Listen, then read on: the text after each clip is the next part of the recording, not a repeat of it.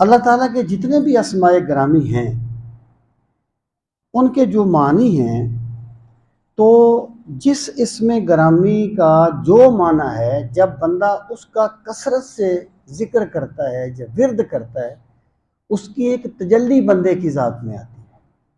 یعنی بندہ خدا تو نہیں بن سکتا نا، لیکن اللہ تعالیٰ کی صفات کی ایک تجلی اس میں آتی ہے۔ مثلا میں آپ کو مثال دیتا ہوں، اللہ تعالیٰ کے ایک اسم گرامی ہے السلام، سلامتی والا،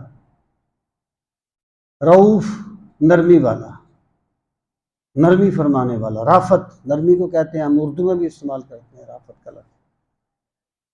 تو اگر کوئی بندہ آ کے یہ کہتا کہ جی ہمارے گھر میں جھگڑا رہتا ہے اور کوئی عجیب سی فضا ہے، تو اس کو بزرگ یہ وظیفہ بتاتے تھے کہ یا سلام و یا ودود پڑھا کرو۔